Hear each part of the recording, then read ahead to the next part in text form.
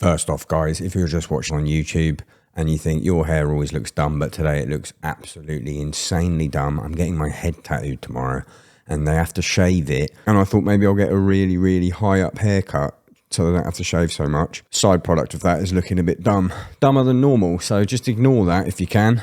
Also, in this episode of the podcast, actually, didn't dye my hair, so my hair looks dumb then as well. Just a dumb hair episode. Get over it. My guests this week are Frank Carter and Dean Richardson of Frank Carter and the Rattlesnakes. They are the brains behind the band. I know Dean from back in the day. We used to tour together. I've met Frank a couple of times, but really got to know him on this podcast. Both really nice, clever, wholesome humans. We talk a lot about the new album, Dark Rainbow. We talk about mental health. We talk about touring the States. Speaking of touring the States, if you live in the States, they are on tour right now. Go to andtherattlesnakes.com. That's therattlesnakes.com. Check out the dates. Unbelievable live band. You have to go. Before we get started, as ever, we have a Patreon, patreon.com/Downbeat. On it, you get early access to episodes. You get early access to all the merch drops. You can have ad-free episodes. The lowest tier is £1. Patreon.com/Downbeat. If you hate me, and you hate the podcast, but you like wearing clothes and looking cool, you can go to www.thedownbeat.at, where we have all sorts of clothing. It's like elevated streetwear, but for goths. www.thedownbeat.at. So it's spells Downbeat. Check it out. We also need to talk about your walls, guys. I've been telling you for ages, get a display because your walls are really boring.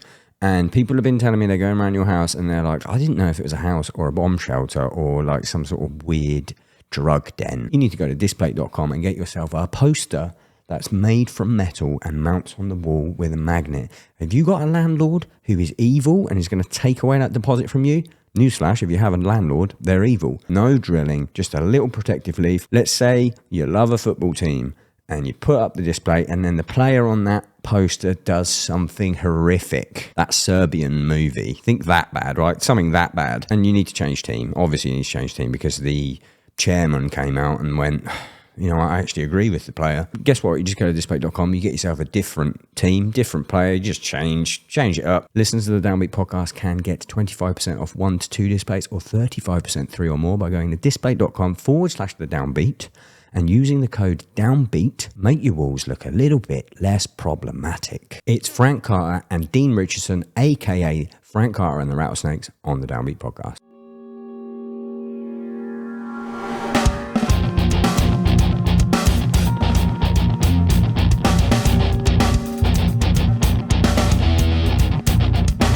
And we're going to start the podcast from right now. Hello, guys. Is this your podcast voice? Is that it? Is that how it goes? Immediately.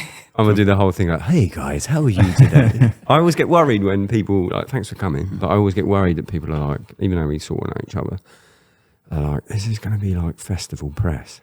Do you know what I mean? Yeah. I do know what you mean. I fucking can't stand it. That's the reason I started. It was just like, I just don't want to put anyone in that situation ever. But yet here we are. What, do you feel like this is festival press? No. Do you feel like festival press? God. Do you get a fucking lovely Ethiopian coffee not. festival press? That was really nice. I probably shouldn't have had that espresso just before I've come on. I'm feeling a bit jittery. Yeah, he's getting brave, isn't he? Already. Yeah. No, I'm quite excited. Also, I think we're always on Zoom. It's nice to actually be in like a legitimate setup and feel like a professional thing's happening. I appreciate that very much. What you're about to find is not very professional at all. It's the fucking opposite. What I've done is I've hidden. Excuse me. I've hidden it. It's like I am the You haven't hidden it very hard. How's your tour? Been good. Yeah, great. Been life affirming, I said last night on stage. Really? Yeah, but only to the lads. I wouldn't tell the crowd that, You turned away from the camera. I'll give it a This is life affirming. Yeah, Fuck you lot. I go to the talk back and I'm like, bloody hell, lads. I did that last night. I went What to a the gig. talk back just into our band ears and said, that's like the best they've ever reacted to that song. And Frank was like, tell them. Yeah, I was like, you got a fucking mic. Just let them know. Where was last night? I walked up to tell him. Dean Manchester. just told me that, and he started playing a fucking song. I was like, all right, cool. Manchester last night, wasn't it? Newcastle last night. They're all the same. Past Watford, it's the same fucking place. Then you get to Scotland. Oh, no. It was wild though. It's been a long time since we've been out. It feels like, and yet it also feels like yesterday. I don't know. It's it's been very different this time. Like we've slowed our whole show down, so it's got a totally different dynamic. And I think that I didn't know how that was going to go for me and for the audience. Do you know what I mean? And we're asking a lot of them, challenging them with a lot of new songs, and it's a totally different sound. So when you get into that, you never really know what you're going to get. Yeah.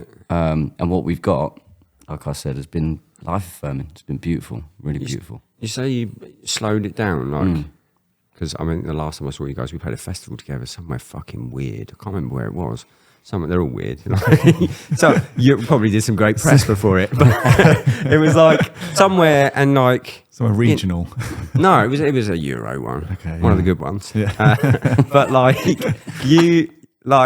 you're a fucking madman, like jumping in the crowd and shit like that. And what's that gone? No. No, it's not. He said, when we say you said slow, no. when we because it's all relative to us. Like for us, this feels like a slower show, but it's not. Yeah, no, it's really we saw not. Yeah. PJ Harvey not long ago. That's a slow show, a beautiful show. But Yeah.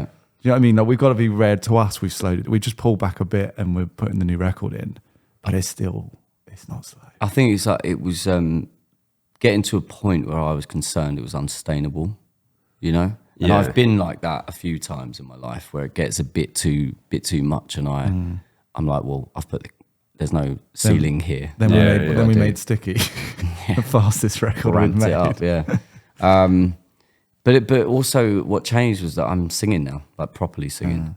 And Lovely singing, by Thank the you way. very much. Fucking wonderful. yeah, no, I'm really proud to find that at 39 after 3 bands has been a real gift. But the problem is you need breath to do that. And if you spend if your previous show was a fucking cardio set, Yeah. you can't breathe, you can't sing. So Have you got any like production to slow it down? Like in my head, I'm thinking of like 1975 when he's like drinking a bottle of wine or fucking smoking a cig or whatever. Like, what do you do in the slower songs? we have got some. We've made it much more theatrical.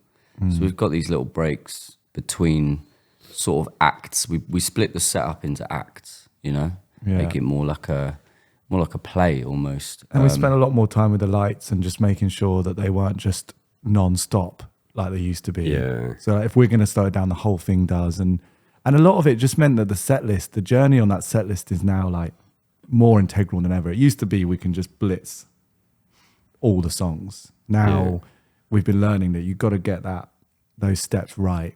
And then the crowd is like exactly where we want them. So that's something we're spending a lot of time every day thinking about. Is the set changing? Yeah.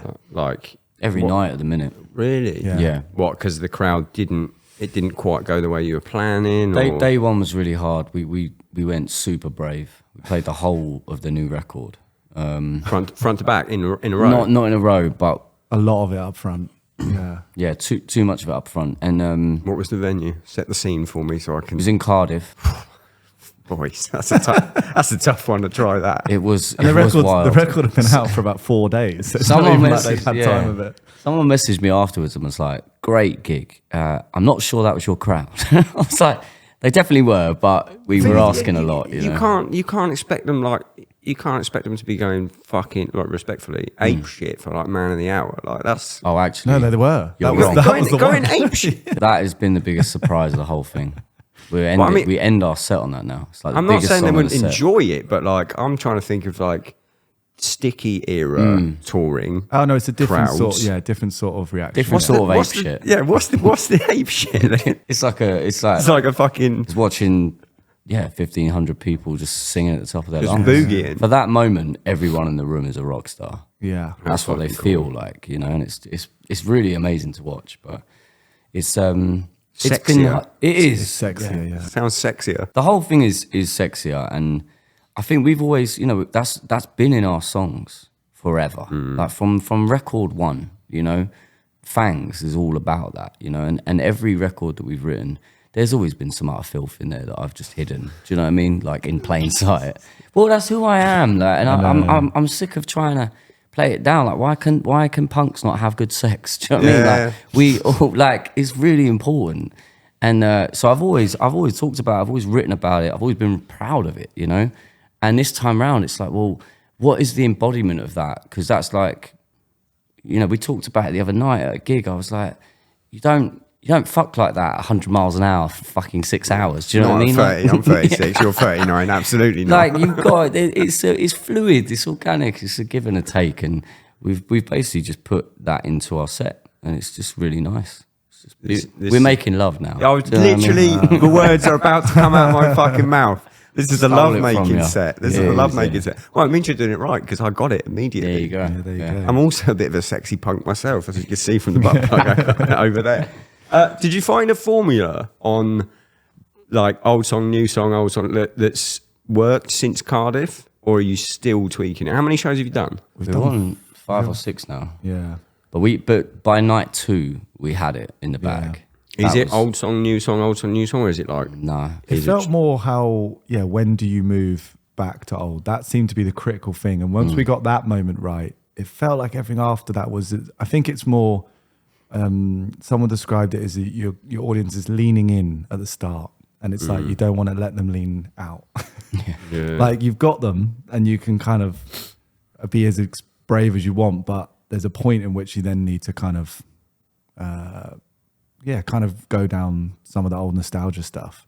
So once we got that right, I think the rest has been a bit easier. But we're still now we're sort of at the other end of the set, trying to figure the right last third. We're talking about old songs here. Like, some of them are recent.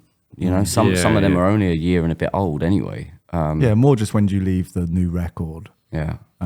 What we found is the new record is the glue for all of it. Yeah. That you can seamlessly put songs next to each other that could probably never have moved in that same motion, because now they've got this bridge, and it just all works now. How long is the set?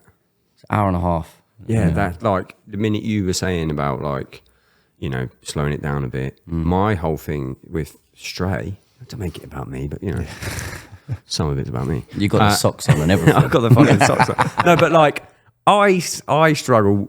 Like, we've only just got to the time of, like, hour-long sets, really, on a headliner. And, like, we did it, and then at the end I'm like, I think I might fucking die. Yeah. So, like, I'm fully aware about band like Stray, we're never going to get to a fucking arena level this time. I'm happy with that. I'd like to be, my goal with it is, like, a converge. But do you say that, but then does that not depend on the record that you write next every time? Do you even get to decide that? Do you know what I mean? I know what you're saying, but then, like, we look at a band like Converge, who I think arguably one of the most influential bands of our time, you know, in heavy music. And I think that I've seen them play small shows and I've seen them play big shows. They're not gonna do arenas, but I don't think they ever had the intention of that. And I think the difference with us now is, like, we all have friends that are doing those things. Yeah. And it's a short, I don't know, music's just so much more open now. I could see Stray doing arenas. I mean, we'd have to slow the set down. This is what I'm saying. Like, the minute you were like, we're slowing it down, I was like, in my head, I went, that's an hour and a half set. Those fuckers, they've cracked it. Because you can't, like you said, you cannot do. No, I remember 90 fucking minutes. That's Shrek 2. Imagine trying to get someone to fucking mosh for the whole of Shrek 2. I remember that moment with us though, where we were doing longer sets, and it was like this is insane. Like, this is hard on stage. I'm worrying about the crowd and everything. So yeah, you need to be able to change it up. We did a 23 song set at Brixton right years ago, and that was at the time I think every song we'd written. Yeah. So we played them all, and I remember us, like, building up to it like it was this big fucking thing, you know, like hard, like marathon type shit. Now we do 22 every night, 21, 22 every night, like, without fail, and that just shows how far we've come as like musicians, performers, writers, everything. Like, to be able to do that day in, day out, it's endurance now. We're in the Iron Man of music. Like, it's great. It's beautiful. You want to grow like that, you know. Do you drink? I'm sober now. I've been sober now, for 16 months. Yeah. 16 months. Good for you. Yeah. Thanks. Is that helping with it's performance? It's mental, everything. But it's I mean, you know, the basics. It's the only reason I'm still here, genuinely. But I'm better on every level because of it, and I'll never go back now because of what I get out of music now. I never had before when I didn't drink, if that makes sense. I didn't drink for 12 years. Then I did. Then I found drugs. Then I found sobriety again, And what I have now is just that I've got an appreciation of life that I could never have had before. And I just see the way it works and everything. Like I've been ill since January with this fucking cough, and we still haven't missed a show. I'm still doing the best I can do, you know. But my day is geared up towards the performance now. And I never used to think about music like that because it was always like wing and a prayer shit. Like, okay, let's see how many minutes we can get of absolute carnage tonight. But it's, you know, there's a cap on that if you actually care about yourself. Do you know what I mean? In the past I didn't, so it was just brutality. But on me, it's like how long are you gonna fucking take that before you start realizing, well, maybe there's a different way. Yeah. And it's nice now. You just see it now. Like I had a tough show last night, but I'm still beaming. You know, like I said last night, this is fucking life affirming stuff.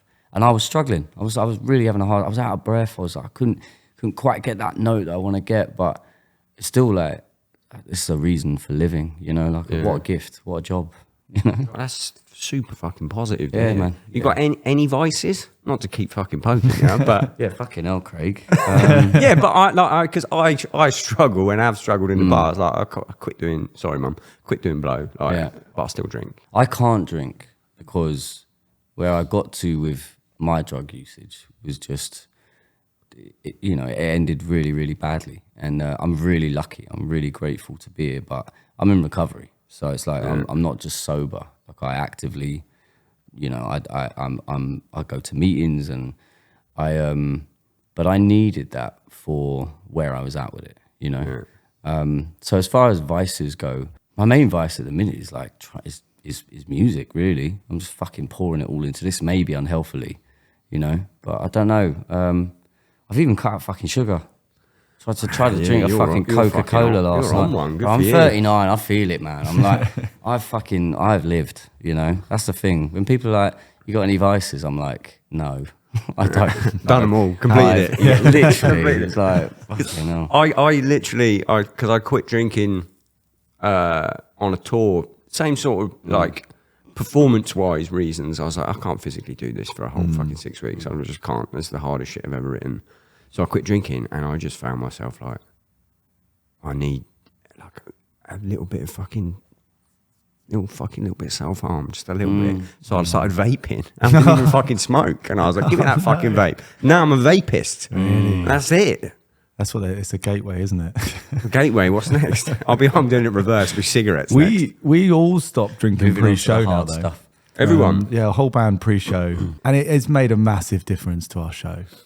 We really, it was a request at first. I was going to say, because I was like, I figured we'd go back once things were more settled, but none of us want to. It's so fascinating, and interesting for me. The challenge is the pre-show. It doesn't bother me at all, and then the only time I think about drinking is on stage if I'm not fully immersed in the show. My way out of that used to be, rather than like what's happening in me, like, can I not hear things right? Can I hear things? What am I thinking? I would just be like, let's drink more, get rid of these thoughts. So now on stage, I have to actually like shock horror, deal with my own thoughts and figure out a way to get into the show. Emotions, yeah. But and definitely play better because of it. Play way better. But I mean, it is that sort of fun. Basically, it's a mental battle on stage, because if you're in your head, as we all know, it can get in the way of enjoying the show and playing well, because you can start to overthink it. I'm forgetting chords that I know. Like I'm playing a lot of keys, so that's changing. But we talked about that discomfort though as well. It's like it's one of the most important things to learn, is to be able to sit with your discomfort. And each time you do that, you get to the end of the gig, you've had a great gig. There are still brilliant moments that come after that discomfort, where you remind yourself, okay, it's not just this. As soon as we move into that space of, oh, this is a bit uncomfortable, I think a lot of the time for creatives, for whatever, we're like, this is it now for the rest of my life. I'm here, I've arrived at peak discomfort, and that's it. Until I drink or numb myself or can't feel this anymore, or I die. And it's just not that, man. It's we're talking about seconds, minutes, hours at the worst. Sometimes it's just we play the next song and then I'm back in. It can be as basic as like, oh wait, I love this one, I know this one, and then I'm back in. But for me, it's a chorus. Sometimes I just need to get the chorus. I'm like, oh yeah, here we go. He's back. All right, let's get off that, because it's fucking probably horrible to talk about. Ending on Man of the Hour, like that's got to be, as you said, live affirming. It's only been out fucking 2 minutes, and then you're playing it last, and they're going nuts. That's literally what we all want as a musician. Yeah. Here's my newest song. Go fucking mental. Thank you very Honestly, much. it was amazing because it was that first show where we did get some of the set wrong. So then when we hit that song, I remember I was just the fattest grin, just looking. I was like, okay, it's gonna be fine. But this is how phenomenally wrong we got it, because we did that, and it was like the end of the set. You know, so we went off and then we came back on for the encore, and then we played Dark Rainbow, and everyone was just like, "What?" No, but we played Thunder, crying. Just like we played Thunder, and we played and then we played Dark Basically, Rainbow. we went off for encore, and we're backstage at this little side room, and all I could think was like, the gig has ended and should have ended, but we've got in the bag 3 of our most like bleak songs ever, ready to go. Heart-wrenching songs. They are about to be queued, and then worse than that. The sort of it gets queued, like the lights and everything, and this time they didn't check with us. So just when we were thinking, should we just call it there? In our ears, we just hear like Act 4. It was like, we were back on stage. I just walked off, and then we just turned around, walked back on. And I was like, right, wait till you get a load of these two. I've never felt more pushed on stage. What was the vibe afterwards? Did you just come off and like laugh it off and be like, all right, we're not doing that again? Yeah, I came off and was like, look, the set list is wrong. And Dean was like, can we have a minute? Yeah. I was like, yeah, we can. Because I was worried, I didn't want us to basically completely write off what we'd spent a lot of time working on just out of that first show. And we didn't. We just tweaked it, and we were right to tweak it. But I worried that because we all knew it had gone a bit awry, that we were going to come off and just default to like going back a year. It felt important that we stayed at least roughly where we were, which we did. But we don't end on Dark Rainbow now. Yeah, we were close. We were really close. But everything just needed to move around. But yeah, to finish on that song and to hear everybody singing their guts out for a song that's like, you know, it's barely out. Yeah. And now I can just see what's going to happen. I can see where it's going already. We've never had a song come in and demand to be the end of the set ever, really. We've had doing it right. Oh, it felt, because we've had loads of songs and we've tried that smile. Good feeling. It feels good. There's the dopamine, mate. There it is. Yeah, I know, right? I'll take it where I can get it now. It's good, but you know, but that dopamine is real. Yeah, that's the best type. I got a bit of there off you. You're welcome. Thanks, mate. All we need is 3,000 people. Found his vice. His vice is the podcast. You get it through other people's smiles. I'll just take out. That's a very nice way to put it. I'll take anything like you. I'll take anything. Dopamine vampire. Honestly, I'm absolutely fucked, mate. I'm absolutely fucked. Oh, miserable. Are you though? 50-50. Really? Yeah, diagnosed 50-50. Diagnosed 50-50. Nah, they got. Oh, this is fucking dark now. Well, you went there. You took it there, and I don't know if anyone actually asks you if you. No one ever asks me anything. Those around as jokes. As men, we kick them around, you know, because we're so used to it, and everyone like laughs it off. But then you go. I'm in a place now. I'm like, but are you okay? Because it's important. Oh, I appreciate that. Yeah, no. No one's ever fucking asked. No, like I've got depression from the doctor, but they were like, we need friends and family to write a note. Like keep a journal of your moods because we think you might have bipolar depression. Right. And I didn't tell anyone. Yeah, I was like, I quite like that bit, so I'll keep it. And then I tried a bunch of SSRIs and I fucking hated them all. So now I just raw dog it. Wait for someone to come on the podcast and smile. And then I'm like, there it is. You're good for a week. Boom. Okay, good for about 45 minutes. Get my number. We'll FaceTime each other. I'm well up for that. How did this come about? Because I know you. Let me have a brief thing. I know you from when you were in Heights, Dean. And me and Frank met a couple of times. I used to play drums for a band called Dead Swans. We toured. And then when it was you two getting together, I was like, oh, that's weird. But it's good. Yeah, it works. How did it happen? You come to get a tattoo. Yeah. Really? Yeah. So every time Frank tattoos someone, I'm like, you go. Don't try and get in on this. Is that the way to do it? No, I mean, honestly, the What's your drummer saying? He's covered in my tattoos. I've got some space on my legs. Honestly, after Heights, I'd fully kind of was like, I'm not going to do music as a job. I'm going to do design. And I'd bought a little Vox amp, and I was like, I'm just going to play like a little bluesy guitar for fun. I'd really like romanticize this idea that I'd done all this touring that we had done, and I'd really look back fondly on all that. but I was fully like, this is not ever going to be my career, and I didn't really want it to be. So then going and get tattooed, there was no agenda. You just did the blackest tattoos I could find. That's what I wanted at the time, just solid black. So I remember we did that, and then started helping you a bit with some design stuff for Pure Love. I don't really remember the link at which you were listening to demos of mine. That's the bit that feels like I had some agenda going on. The friendship bit, probably. We used to get pizza after every tattoo. So I guess we got chatting then. And this sort of blurs, like you were sort of a mentor to me at the end of Heights as well, with some of the challenges of the industry and stuff. So yeah, just a friendship born out of, and I came to the last Gallows shows. Yeah, shit. So it was all sort of mingling, but I don't think we thought we'd be in a band together. We wrote songs together though. Like I was looking for someone to write with, and I didn't really have anyone around, and we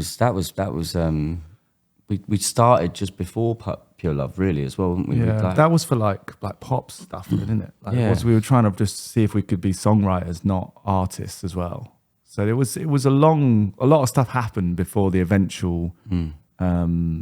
You said, I want to start a punk band. Do you want to be in it? Rest is history. Yeah, and I thought no. Yeah. You thought no? Did you say no? No, I didn't say no. But or was he tattooing your fucking stomach at this point? Yeah. So the answer to anything you're about to ask me is no. No, I remember I was living in these warehouses in North London, and I remember it was around Christmas time, and I remember thinking, I'm not sure about it. I was with my friend Oscar, and I was like, oh yeah, he said about his punk band, and he was just like, well, why don't you just go write a song and see if you like it? So I was like, that sounds like a lot easier of a decision. Yeah. And that was all. And then really loved it. Still remember really fondly that day, the first day we wrote at your house. That's when I was like, this is cool. But before that, it was very kind of like not on the cards. It's been as easy as that since.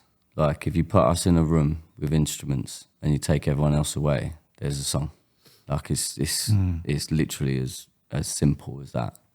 It's not always a good song, but well, it's something. But well, actually, is it? Yeah, it is actually. A good song. Yeah, because there's the thing but that your standards just get higher. The more you write, the more you're looking for. But those first ones, that first record they were pretty much the first 10 songs we wrote. Yeah. Every one we wrote, we were like, yeah, we want to play that live, and it was kind of easy as that up front. It's a bit more. I got really freaked out. We're on 62 songs and writing this one, passing the 50 mark. I kept just thinking, well, can this join the pile? Can this join the pile? Like, it got in my head more. 50 fucking songs. Yeah, released. The amount that aren't released. Yeah, it's outrageous. It's got a whole fucking pop album that's not released. Really? Yeah, all pop, that whole thing. Not under the Rattlesnakes name, you just made it? It's a whole different band. Literally different, like, I'm singing the parts of like 4 different characters. I'm not joking. This is quite a convoluted origin story, isn't well, no, I like it. No, it's good. Is it going to come out? Hopefully. Yeah, it is. It is. Yes, it is. Confirmed. Yeah. That's It is, contract. but we just, because otherwise what are we doing? We're just gatekeeping ourselves, you know? Like, it's good music. And I believe that good music has a place in the world. The problem is I come from a place with a mentality that if that doesn't fit in the line of current, like, movement, all or nothing. What am I doing? It's a risk to the project. What is the project? We're the fucking project. Do you know what I mean? Whatever we want to put out, we should be able to now. Yeah. And I mean, you've proved that. well, yeah, still proving it, but we're earning it now properly. I've got a question later on, but it fits in with this. How does the Rattlesnakes write a song? Like as you mentioned, you just sit in a room together, but like people are nerds on this podcast. Okay. They want to know what's the nitty gritty. What's the technology being used? I mean, don't go too fucking mental, but like He can. yeah, How much You you like- want? You want the cabling? I'm not sure about what that. you get. Well, he's over I there. have to drag Elliot in for that. I mean, initially, like the early record was literally a guitar, Frank singing, and a phone voice noting the ideas. Yeah. And So then who starts? Give me an example. I would always basically just prepare a few little riffs, and Frank would write lyrics separately. So when we'd sit in a room together, we would bring stuff, but we've always felt that the songs come when we sort of clash them together. He just plays. So he'll write all the time every day. I write all the time every day, and then when we get together to write, here's the ideas, and he'll just play them one by one. And if one is good, like, and by good I mean I can find something quickly. Yeah. We don't move on. I don't want to hear all of them. That's what always threw me. It still throws me off. I'm like, but I've got 3. There might be. Wait till you hear this banger. Yeah. No, it's that one. But that's great for me because then I'm like, and it's really weird. This is when it becomes like, forget your tech shit. Like this is this is the magic of songwriting. This is the universe just wanting 2 atoms to be close together, you know? And that's when like I'll pull up all the lyrics that I have, and as soon as he starts playing, I'll just find something.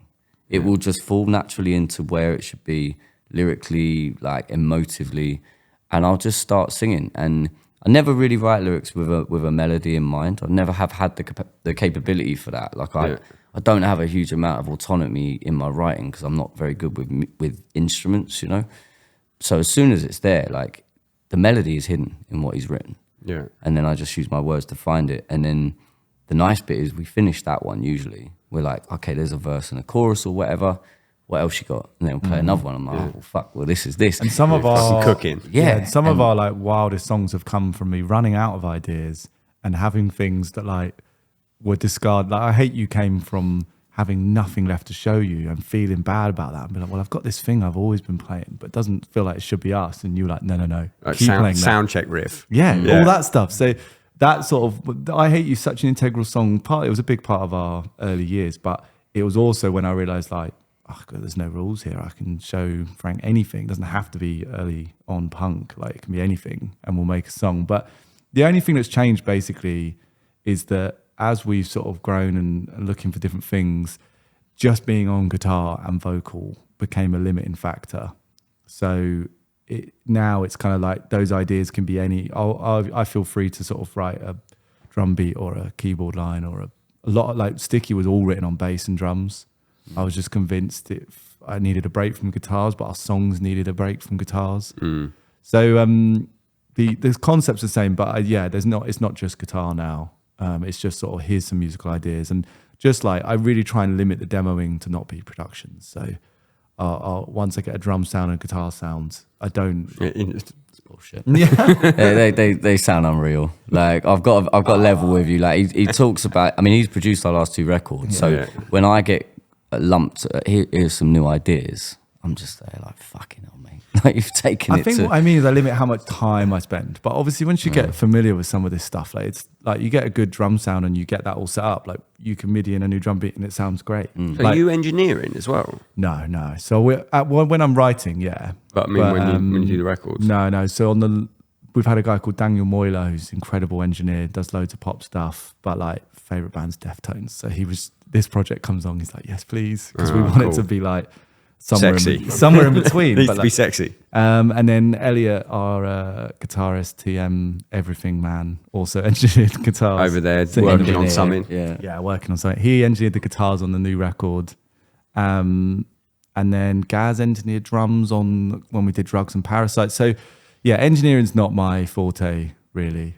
I'm similar. I don't really consider myself particularly like technical or like, I don't know theory that well. I just have an abundance of ideas and I'm willing to put a lot of hours in. Yeah, fuck. It's kind of, there's 2 ways to get to the end result, isn't there? You touched on lyrics. I believe we have a question.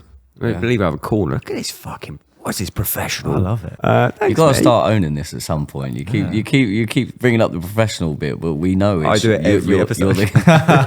This is your shtick now. Yeah, but it's like, because that's just what I do now. But I'm like, it still feels weird because I fuck like. Do you know what? You might be less depressed when you start owning it and it feels good. Do you know what I mean?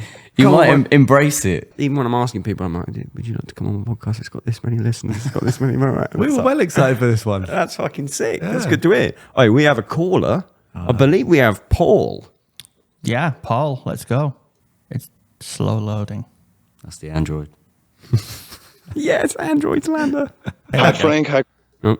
I met Frank I need that again. Hamburg in 2019. This is good. It's a good start. Yes. What would you do? Hang on, stop and leave this in the podcast. What would you do to a tattoo apprentice that fucked up that bad? What punishment? I would. I'd give him a hug. I'd tell him it's all okay. These things happen. We make mistakes, and wouldn't take it too personally because they're learning. Do you know what I mean? Oh, can we really what you do You're telling later me on? off record. Simon, I'm sorry, I love you. Please, can we have Paul's call? Hi Frank, hi Greg. I met Frank in Hamburg in 2019, and he was like the kindest guy I ever met. And I wanted to ask Frank, how do you write songs? Like, how do you write some lyrics for songs? I feel like I'm very influenced by you, and I just wanted to know. Man, it's different hearing it. Nice, isn't it? That's intense. Do you like it or you don't like it? Yeah, I wanted to have a little cry. No, can it's have a really cry. sweet. Be good for the socials. I might. If you can My put one tears are tear not out, your content. My tears are not your content. That's the fucking. That's my content. That's a good lyric. Oh, look at him, big brain going. Hi, Paul. Nice to meet you again. I write lyrics all the time, all day long. Like I just wait for a bolt of lightning to hit me, and then I'll just get it down while I can, and that can be at any point. So it's annoying as fuck sometimes because I'll be asleep and will wake up from a dream and write a couple of lines down on my phone. I've shifted recently. I've got a notebook, a journal, or whatever you want to call it, but I just write every day when I can, and just fill the pages up, and then I underline the bits that are interesting.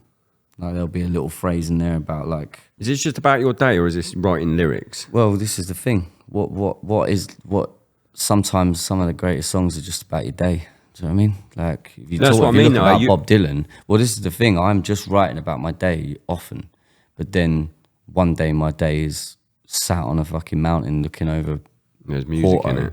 You know, and then the other day is like soaked through with rain. But like, however you phrase that, they're all lyrics. Words are lyrics. So I just write, and then if there's a line in there that's interesting, I underline it. And at the back of the book, I have a table of contents, which is just these like little moments, and they're just song titles for sure. Like every one of them could be a song title. So now if I'm ever stuck, I go to that table of contents and I'll just pull it out and I'll try and write a song around whatever it is that I'm doing, you know. But yeah, it's a forever process and one that I love. I wish I had more time for it, really. That's super interesting. Like, It's fun. Is that something you learned, or you just thought, oh, this is the easy way to do it, or you were just writing? No, it's something that I didn't learn it from anyone. I just needed a new process. It started actually when I got sober. I just started writing everything down. And what was really fun is then I started so I'd write it all handwritten, then I would type it up. And then I got to this point where some of those days were banal. They were just boring as fuck. And so I set myself a challenge. It's called Found Poetry, where you go back through the day and you censor as much of it as possible, and you leave whatever's left is a poem. And so now, even if I have a bad day and I literally just write, I went to fucking pick this up, and then I went to do this, and then it fucking, just whatever. Just boring shit. There's still a song in there, 100%. I just delete, and then whatever's left, there's a poem in there. And from that poem, there's usually a verse or a chorus or something. So it's been a really nice way of writing. And I don't think I'll ever go back from it now. It's great. That's like real. Oh, I'll suck you off under the table here, but that's like You real. can do it over the table if you want. All right, cool. Get the butt plug out. It's like real artist shit. Like that's real artist shit. I love the table of contents bit. Yeah. I've never heard that, and I find making a part of the process that's sort of like a little bit abstract. Or I've always talked about this loads. Like I think that really helps to break your own blocks, and so you can go to that table of contents and not exactly know which one that's referencing, and it'll bring you back to maybe something you might not have looked at. And I think we need to trick ourselves a little bit, and I feel like your table of contents is your way to like make sure that all this stuff has a chance of being revisited by yourself. You know what I've noticed? It's like you know when we're on the hunt for dopamine, right? Yeah, yeah, boy. Yeah, you know. We often know where to look, right? Rather than what is being provided to us by the universe in tiny little droplets, right? And in the studio, we're trying, our job as musicians in the studio is to catch lightning in a bottle. That's what we're trying to do, the best performance, but not the best, the most emotive, one with character, one that's going to stand the test of time, and everyone can listen to it in 100 years and go, fuck me, that is outrageous, you know? And it's the same with songwriting, you know, you're not just trying to record it, but you're doing that with your performance every night. You want lightning on the stage, and it should be the same with writing. Like you need to find a process that makes you feel like you're in commune with God. Do you know what I mean? Whatever your God is, you need to be able to have that conversation. And so the table of contents became like hunting out tiny little droplets of dopamine from the universe. And then that's what my songs are built on. That's the foundation now. You ever think about using any pages from the journal in any kind of like album art, or? They're over everything. They're in all the walls. They're in every brand deal I do now. They're in everything. They're in my life. Like, I mean, some of those pages, I just did a deal with P and Co and made a range of clothes for them.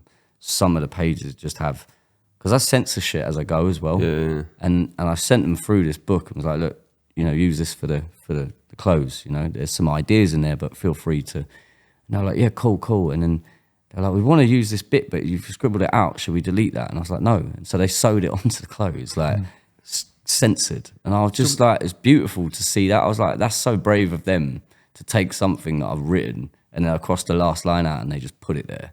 And I was like, that's powerful. That's awesome. What's that? A clothing collab? Just clothing brand. We did a capsule last year. It was great. It fucking went mad. Yeah, it was cool. I love making clothes. It's like it's fun, other than music, it's my like number 2 thing, and podcasting, obviously. But like, I just fucking love it. I love it. I love just trying to think outside the box and do other shit. I can relate to that. That's fucking cool. Yeah, it was I'll fun. have to check it out, and you'll have to check it out at a link that I'll put in the bio. This is the problem with podcasts, right? Got all my notes in a nice order. And then we've got We cover stuff later on now, and I've got to fucking filter through. What's they called? You got what's ramble chats? Isn't that the word? The official word? It's what a podcast. A ramble chat when you just go down all these different journeys. But that's why people like it. That's why I like it. Yeah, they don't like. It seems to be a development on your old sound, but yet with a new sound, and then everyone it's like the same Do you fucking know shit. the question I hate the most? Go on, hit me. The question I hate the most when I'm talking to journalists about a new album.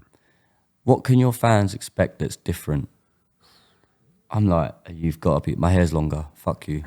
Yeah, Like, I've stopped doing it. What do you want me to say? Like, I'm different from who I was yesterday, Yeah. let alone fucking a year ago, 6 months ago. And why should I tell them what to fucking expect? Yeah. Do you know what I mean? They should know by now. If you know me, if you know Frank, you know just to stop expecting shit and you'll get some good stuff.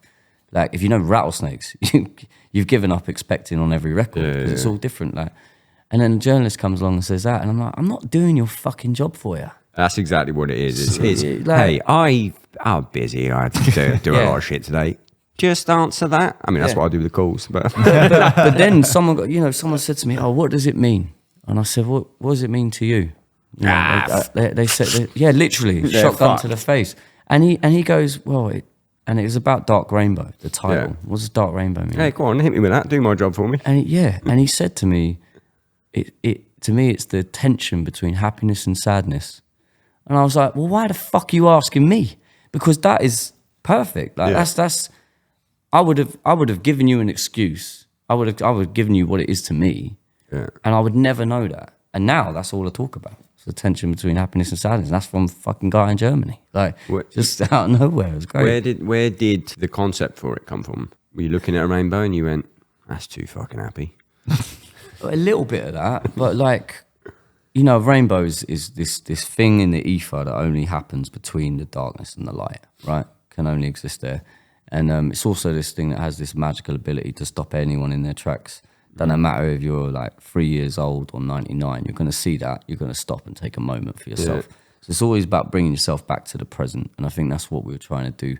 I've like punished myself for years over what I've done in the past. And I've been trying to get back to the present and I'm finding it difficult. But that, you know, a dark rainbow is just about like, it's about what connects us all.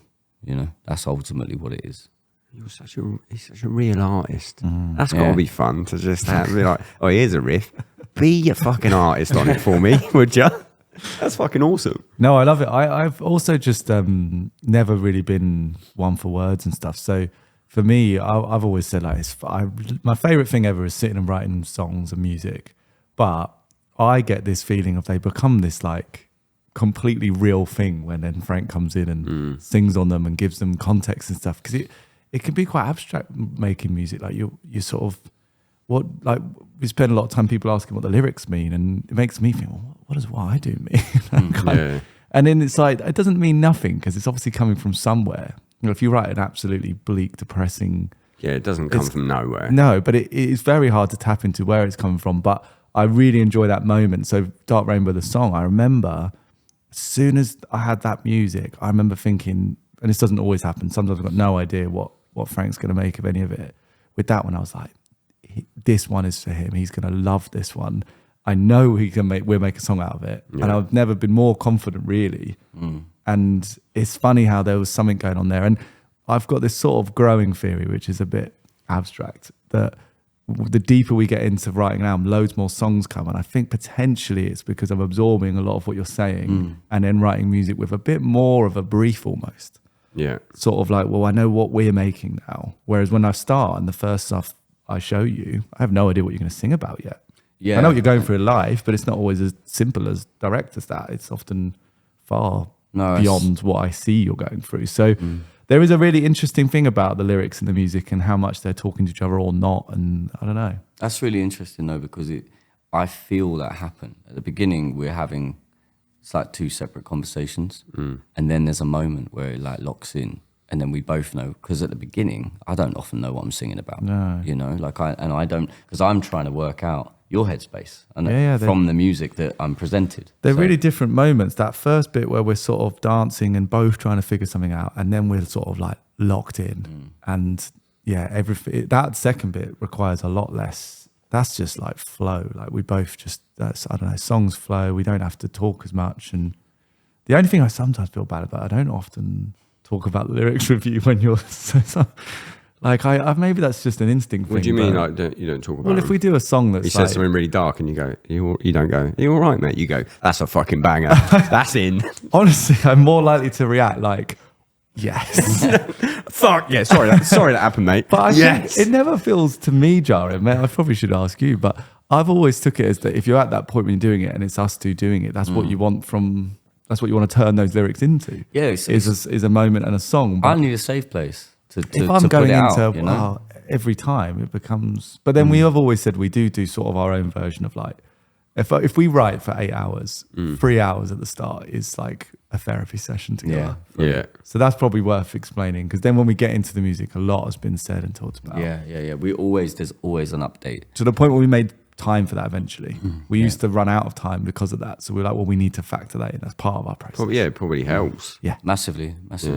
We won't see each other for weeks at a time, but we'll be conversing about what we're doing, what we're writing, bounce some ideas back and forth. Get in the studio, sometimes it's a 6-hour conversation. You know? We're also really, we see that, well, we've had a few days, not many, but usually the days we say this, if it doesn't happen, we go, let's just not write to them, let's just talk and go home. And then obviously, as soon as you make it that safe and cozy, let's write some tunes. There's two songs. I don't know if we're tricking at each other or not. But I think I always believe it when we say that. But was there a conscious decision on Dark Rainbow to be like,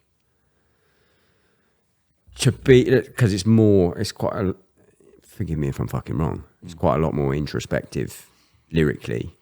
Was there at least from the actual words, maybe not the meaning of Sticky and stuff was still introspective, but was there ever a conversation to be like, let's slow it down because my lyrics are, or did it just come? No, we don't talk like in that way really. Like we don't sort of set a what should we try and make. It's more when we start finding stuff that we love, we then say this record is this. And we had times where we've talked more like, what would the world look like these songs are in? That's been one way we've communicated, because it feels a little bit, I don't know, it feels really like, to me, unsexy to be like, should we make a more expansive rock record? It never fucking worked. That's why I'm asking. It never works. And people go, like, you know what's going to make us huge? We'll do this. That's why I'm asking, because it is, arguably a departure, Yeah. but sometimes that is a manufactured departure, and they never fucking work. The only It never discussion we works. have along that is how far are we willing to let this go? Like when we were halfway through this, we were like, what are we going to just keep going down this? And this time round, there was no doubts with that. Yeah. It was whatever these songs end up as, and we didn't do any sort of self-limiting to that change. The limiting in the past has been not taking the departure sooner. You know, that's been the manufactured part. It's like, and that was purely the only reason that was possible was because of how prolific our songwriting is. We always had enough to not take bigger departures on each record. And it was like, okay, well, yeah, this is, and we had a very different team around us that were like ingrained in that sound and wanted, you know, they were driving a different narrative. Have you? We've chopped up our team changes. You know, it has changed over the past couple of years. We're lucky, you know. Our manager Brian is he really believes in what we're doing. He's never limited. That's the funny thing. Yeah. When I realised that we're doing a bit of that internally ourselves. Who'd you chop then? Come on, give me. You don't have to tell me by name, but like people listening, they don't know what team is. So like team, they're like, what's that? Booking agent, tour manager? Well, so no, He's so you right have there. obviously you've got day-to-day managers, you've got senior managers, you've got label, you've got everything. Like I think at some point I've probably clashed with all of them. Yeah, I love them all dearly. Like, and I always try and find ways to work. But in the past, I'm managing now. I'm in therapy. I can be an explosive individual. You know, I'm also frustratingly experienced in this. I've been doing this for 20 fucking years. Like it's not, if I see a way of doing something and I try and present that, it can be really frustrating for me if I don't have to like step back from that and let people find their own way. Yeah. I haven't dealt with that well in the past, and that's led to me like, you know, having the wrong types of communication. And that has led us down paths where we can't get back from that, you know, because once you've ingrained yourself in that, then people are scared of you. And I like, it's hard for us because we're like, because Dean's like, I don't know why people are scared of you. And then I think recently he was like, I kind of do a bit now, like not because of us, but because what you've been able to see in the wider field, you know. And it's like, and it's not scared, but it's just like they don't want to get their fucking head bitten off, like no one does. Do you know what I mean? Do you know what's, sorry to cut you in there, what is weird about that? Because Paul, the caller, said you're the nicest person he's ever met. In fact, he is from Germany, so the bar's fucking low. No offense to Germany, top four actually, Germany. But also, my experience going on tour with you was I had a bit of that apprehension just because I'd seen you on stage or whatever. I didn't know you, and I was like, "This guy." And there was stories that you're. There was. Should we have a few more of them? No, Craig? right. No, right. Oh, And a then- list of fucking Oh, names. yeah. you were the fucking nicest person. And I remember coming away from it just being like, that guy's a fucking legend. And then everyone I spoke to afterwards that actually knew you was like, oh, thanks, fucking legend. There's a lot of. How weird is that? Well, it's not weird, is it? It's like there's a load of narrative out there. Like everyone wants a villain. Do you know what I mean? I treat people how I think they should be treated. You know, I'm sure there's people out there I've been a to, Oh, same, big time. probably deserved it. Yeah, exactly. That's Do you know what I the mean? problem. Like it's not. I'm not trying to be an arse, but it's just like I try nowadays. I'm much more like since 2024.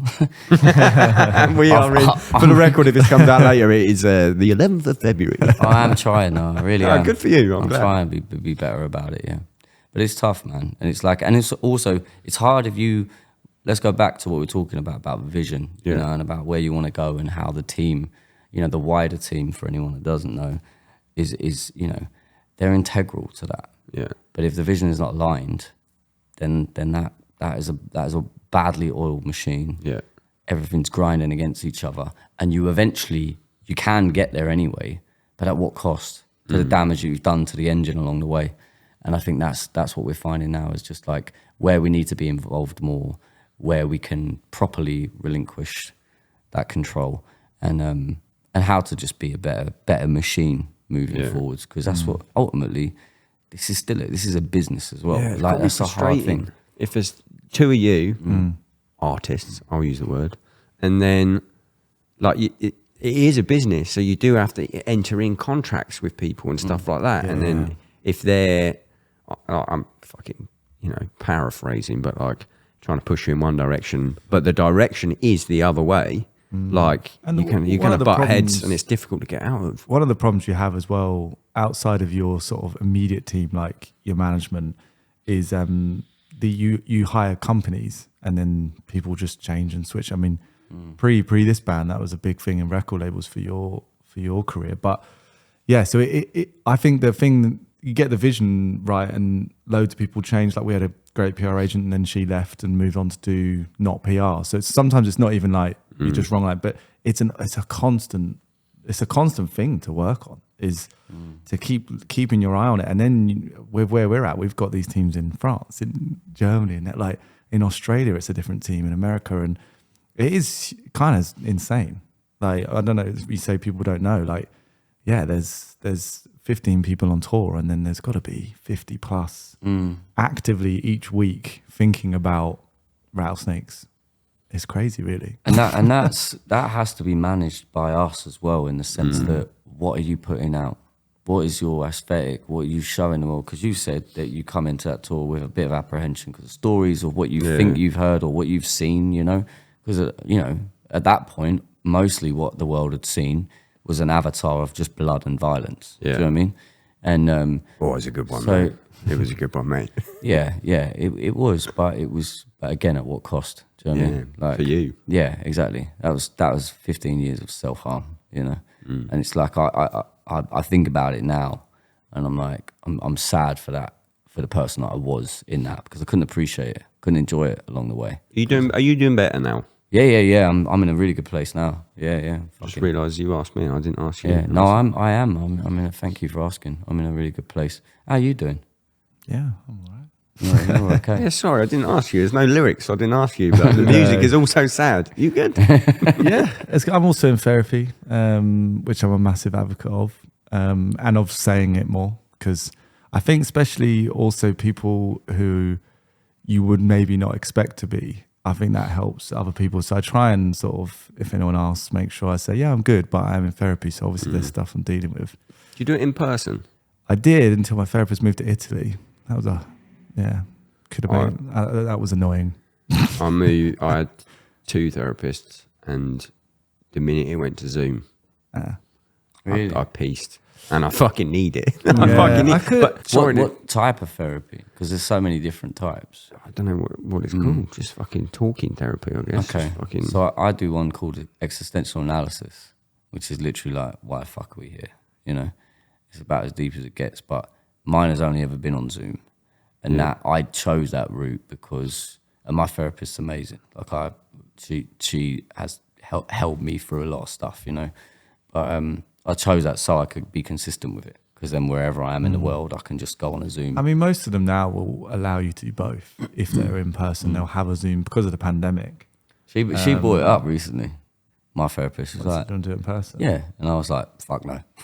I can't be prefer in in that person place. in almost every single aspect it's of the, life. yeah, So, the Zoom delay kills me. yeah, there's this technical stuff, but I have been able to do. I mean, I did not long ago. I did my last session of last year before we broke for Christmas under an umbrella in the streets of Paris, just because we were on tour, and the way the timings meant was there was no personal space for me. So I just sat there on 5G. So also the technology meant I didn't miss it. Fucking song in there though, boy. Maybe I Jesus should write Christ. Literally. But it was interesting because I think I'm also quite a fan, like that changing location can sometimes affect the session in a good way.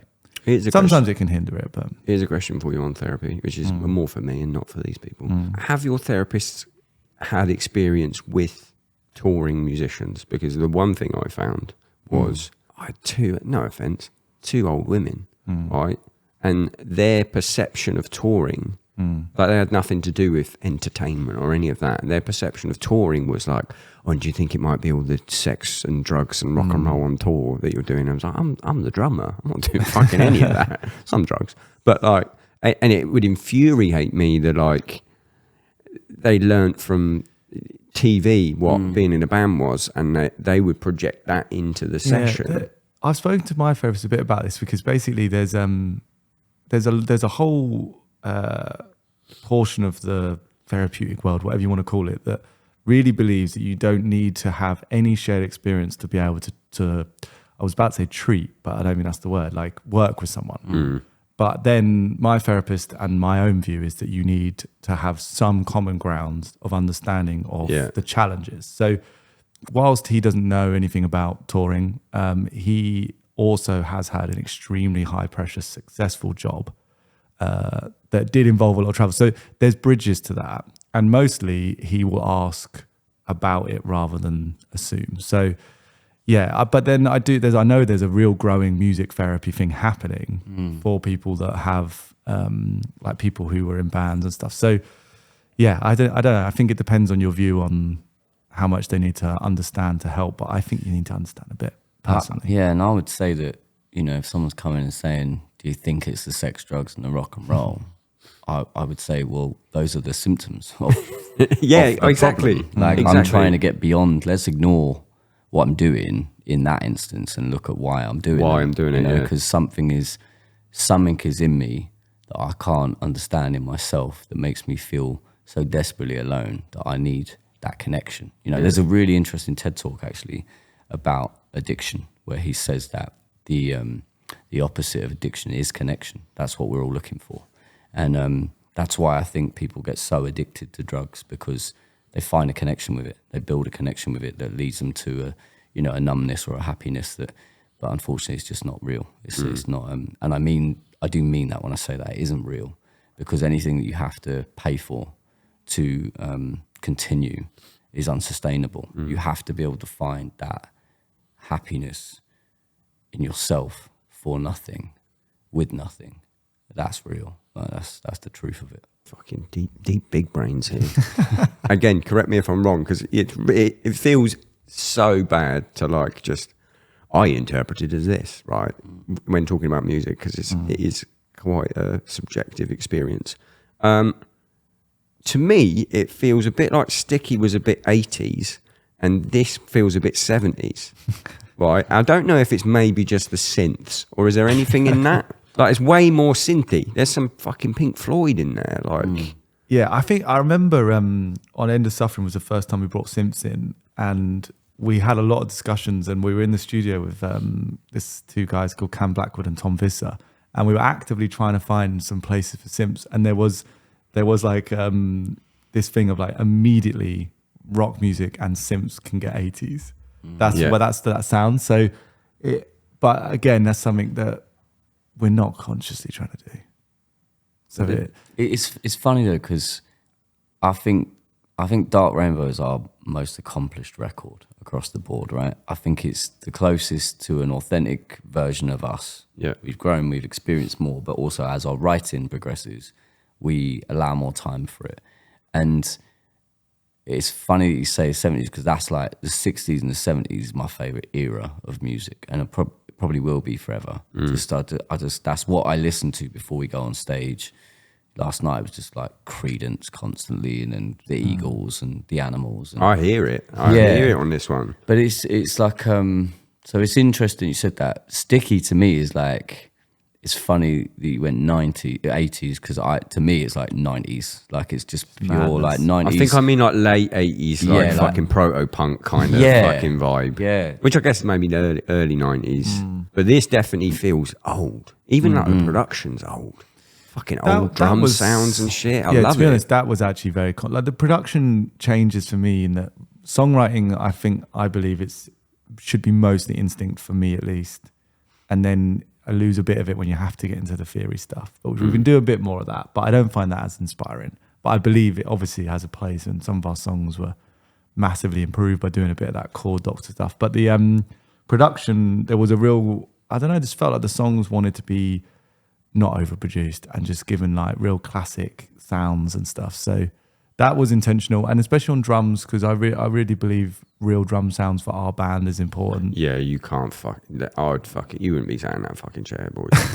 There's no fucking way. If I listen to it, I'm like, that's the snare from Paramore. Yeah. Nope. Nope, I mean, you're fucking gone. The world we're in now, it's a totally like legitimate, viable way to make music, and a great music. I don't think the discussion about MIDI drums is, in my opinion, over. Like, it works for so much music. Not when you've got that much space. Yeah, exactly. You need, there's a fucking raw, analog, organic, like the drummers stop being hit, but there's a fucking energy coming from the drums still in those microphones that you need in that space, especially when you've got like a record like this, you've got all that space. Yeah, exactly. You and need as much we even did energy on half the record, we even did this like mini kit, which was just like free mics, free drums in a different room. And then we got really carried away because we actually booked a little bit too much time and started playing them over the top of each other. So on some songs, there's like the mini kit on the big kit, just the cymbals from the big kit and the toms, and then the mini kit, kick and snare. Like, we really went in on it on the drums, but there was the space to do that. You couldn't have done that on Sticky. Chaos to watch. Really? Yeah. Just when I think I'm learning something about music and how to do this process, they're starting talking about that. Yeah, just the snare and the tom from the mini kit, and I'm like, it goes in and doesn't play the cymbals. Like, what the fuck? It's the funniest thing to watch. I don't know if you've ever had to... I've tracked a death metal album like that. Mate, it was a fucking nightmare. We had like tea towels over all the cymbals because I couldn't just play the bits, and then we did the opposite. Yeah. I fucking hate it. It sounds great. Hate It's it. proper how to put a drummer through their tracks, and it is to like take the part that's already quite complicated and then say, can you just play bits of it? Can you just play 50% of that? Perfectly, please. It's insane. Genuinely. Yeah. Because you can't really be editing that much on that either, else again you lose the organic feel. Yeah. Again, that's that whole thing of like trying to just let that be instinct. So let the editing not be like, don't look too much. Yeah, don't fucking look at the grid. Look with your ears. Yeah. So and it's a slippery slope, because the more you start editing, everything starts saying, well, I need to be edited, and then you see why music it's easier just to put it all on the grid, because then everything's in. So that thing where everything's slightly out and some should be and some shouldn't is, you have to not think too hard and just listen and go, am I just enjoying that? And then that's enough. But until we send it off to mix, I find that's the one downside to producing for me, is seeing those absolutely messy files and seeing all that. Is it all right? Yeah, and then just sending it off and a little bit imposter syndrome in that last minute, and then you get the mix back and you're like, oh, it's all glued together. Where did you track it? All over. We tracked the drums in a place called Livingston Studios. All the guitars were in a space we had called Rat Park at the time. We did bass up at Livingston at the time, and then we did vocals down at Frank's vocal coach's house, just in their conservatory in Hamptons. It's in Sunbury on Thames. I never know. I don't know. Yeah. Somewhere in Her name's Lorna Blackwood, and she's like she's a real one. Is she responsible for the Phoenix rising? I would say Frank. You're a fucking great. Frank is responsible for You're that. a great fucking singer. Lorna's had a massive impact on that. Yeah, she's Lorna's provided me the technique to find it all. I remember I got a text about they need to be back because Frank needs to warm up for sound check, and I was like, certainly isn't 2008. No. Fucking hell, I didn't even rehearse, let alone sound check. I just turned up for the gig. Didn't rehearse much for this one. Don't slag him. No, it's because he was ill. I was so ill. For the record, he had never been more excited to rehearse. It was I was so ready for it. Ill. I missed it all. I was gutted. Classic. The first time you actually ran well up for it as well. You're finding you have to warm up and stuff now? I've got a really long process now, Steam multiple times a day. I warm up before, a certain warm up before I do the sound check. Sound check, we hit certain songs. Then I go steam again. And then I've got another steam later, and then a warm up before the gig. That's slightly different. What's the science of the steam? At the minute, it's just to help my throat, because I've been so ill. I've just been like... 2-hour podcast, not going to fucking help. I'm sorry. No. I appreciate you coming. Well, I don't know these things. No, I don't know. Well, I wanted to come and do this because I've been on... The past couple of days, I've been like vocal rest, right? I'm going to not fucking speak, which is annoying as shit anyway. And then when I go to sing, I'm like really croaky. I've just woken up. So I don't know, maybe this will help. Maybe I've got to call you for 2 hours every day, and you're part of my schedule you now. You could be my therapist. We could fucking do that. Get a couple of SM7Bs, nicely provided by Shaw. I like your ad voice. It's somehow... I don't even ever do it. I'll never do it on the actual ad. The actual ad's like, hey guys. No, it's not. Do love ads, so you want to sponsor the podcast? Fucking give me some money. Give me some fucking money. Here's the thing. So I got press release through for this, which led to you coming here. And it was like, embark on world tour, right? However, the tour dates I can see are the UK and Germany and one Holland show. No. That's all. That's what I got sent. Well, then- What's next on the agenda? We're Is that not enough for the world for you? I mean, it's the bit It's that makes not you for money. anybody in our fucking comments that's like, why are you not coming here? Yeah. It's the bit that makes you money, though. Let's be honest. Yeah, all the bits that don't make us money are next. No, where you got? Where you got? We're going back to the States for the first time in maybe 5 years. It's been a long time. And then back to Australia, which we've actually managed to go to Australia. We've been fortunate to go there a lot in this band. But I don't think we've been since pandemic. Just before the pandemic was the last one. We did the 2020, Bring, was it winter. the Bring Me tour? Did we Yeah. go after that? Yeah. We did some dates with Bring Me out there. Oh, that's a good one. It Bring was- me in it was Australia. great. Yeah, it was fun. It was fun. Yeah. And Unfortunately, we're going back now and playing the same time they are. Oh, we're not on the shit. tour. Up against the Sleep Token Bring Me Yeah. one. Nah, it's very different. it's You'll be different. fine. It is. It's fine. But we find it hard, man. Find it hard. It's this struggle, you know. We don't have like huge support from label and in touring support and stuff. Like it's still fully independent. So it's Yeah, and that's the sort of like echo of the pandemic. Is it is Yeah. just way harder than it. It was difficult anyway, especially States, but Are you Australia headlining? wasn't. Yeah, On both of them. yeah. yeah. What sort of rooms do you do? Tiny little rooms at the minute. We're just trying to build it back up. Actually, I say that, but I think Australia's quite Russell big. Street's rooms. big. Yeah, I'm stuck in this 400 cap room, but it's not, is Yeah. it? But I think. The States is a bit smaller, but doing quite a lot of dates. And in Australia, we're only doing a few dates, and they're kind of like I don't know, 5 to 700, we'll say. Good Let's put fun. that in the Nah, that's world. good fucking fun though, isn't it? Yeah, it Yeah. is, yeah. I mean, I think I've I miss it. I miss it a Australia lot. is just that. I think if you're from the UK, it's hard to have a bad time there. Like it's something built into it. We grow up being told you're probably never going to go there, and then you get there and you're on tour there, and I mean, it's a similar. There's lots of similarity. I don't know. I feel like I never worry about Australian tour. America, I think, is harder because it's more of a grind, and just it's just a different America thing. feels more like a fucking like.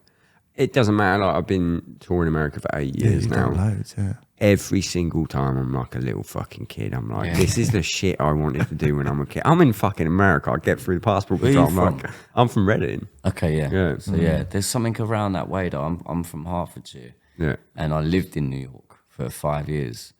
And I remember I'd cycle down through Brooklyn and get to like North 14th and look, and just like straight down the street is over the river and there's Manhattan. And then I'd go in and practice with Jimmy playing Pure Love, and that whole my life felt like a movie when I was there. Yeah. It's like it's amazing. Every time, romanticised, isn't it? every Yeah, it time is, yeah. I just like, I'm fucking doing this. I think That's the when last- I get like, Yeah. The last time we went was when Trump had got in, and I think that's a repeat history. So I feel like we should maybe stop going. If that's what happens every time we The go. curse, yeah. Not to bring Trump up, I'm not sure that still comes. nah, it's not a great one. No. It's not I've a got my great star one. socks on and everything. Like I've got my Yeah, he's ready. ready. He's ready. I imagine I don't know, but like, because I get very, like you said, I get very romantic when I'm in the States. I imagine it's pretty good for lyric writing when you've got those fucking long journeys through fucking sometimes nothing. But yeah. I Yeah, love it. traveling around Australia and the States, like the travel feels even inspiring, doesn't it? Not You're sure. just seeing so much more of the world. Like it's just your eyes are open. Do you know what I mean? And it's also when you get there, you really you remind yourself how small the world is as well. you Yeah. know, and that's really special to feel more connected to places. But yeah, So is that enough of a world tour for you, Craig, or is it going to call that? I mean, Asia exists, guys. Oh, we would love to go. They are on tour in the States now. This will have been seamlessly edited. They're on tour in the States now. We all know what we're fucking talking about. Yeah. Go and see them because, you know, it is a fucking great live show. It sounds like it's the end of the podcast. It's not. But go and see them. I'll say this again in a minute. I want to do one more question from a caller yeah. because it relates to just something I want to know out of my own fucking laziness. I like this. You're like you can only ask so many questions, so you get them to ask the ones you don't want to. Are these just your friends? Oh, yeah. No, it's not Are even these that. just your friends? Do you No, know just- Paul from Hamburg? Is that? Oh, me and Paul go way back. No, do you know what it is? It's like I've obviously got the stuff that people want to know, but for some reason it just feels a lot nicer knowing that I'm not just saying it because I think this is what I should ask you. I think I listen to the stuff, look at the people, and I go, this is the stuff I want to know. Then on the Patreon we get patreon.com/Downbeat. We ask people to do like send in their questions, and a lot of the time it's what I was going to ask anyway, but it comes from a much nicer voice, or they have a different spin on it. Yeah. So I go, well, I'll let that That's person ask also a question. a nice way of involving your community. Like I love that's it. how they're involved. That's a good touch. And you nearly cried earlier. I did, yeah. Let's see if Eva can make him cry. Hi, Craig. Hi, Frank. I had a question. How is it to tattoo the people listening to the band and that come to get tattooed by you? I've gotten tattooed by you twice and always been great, but how is it for you to be able to form a kind of connection with the people listening to your music in this way, which not a lot of artists get to do? Just wondering. I'm sure I'm gonna enjoy this podcast very much. My two favorite things colliding. So looking forward to hearing it. That's very sweet. Isn't it? I'm pretty sure that's Ava Kernan. Like I know her quite well. Yeah. She's a very sweet human being, and always I never know who's going to walk through the door, you know. And I've now started like booking my own appointments myself, so I have a bit more of control. But in the past, I never knew. And Ava came through, and she was so nervous the first time she came to get tattooed, and she's got a cute little spider on her arm. And she just came back recently and got a snake head. I love it. Yeah, I really, I'm so grateful that I have the ability to tattoo. I've changed how I think about it completely. In the past, I used to just lock in and grind it out and just do because of where I came from. I grew up like tattooing at Thrift Street, which is a walk-in shop in London, and you tattoo, you know. And then I'd go on tour and I'd tattoo in the days. Sometimes I'd do 5 or 6 appointments, then play a gig, which is mental. I look back on that now and I'm like, what the fuck was I doing? It's mad. And then I booked some tattoos on this tour and I've cancelled them because I have to be able to sing, you know, I'm prioritizing the right things. So, but I've still got my shop.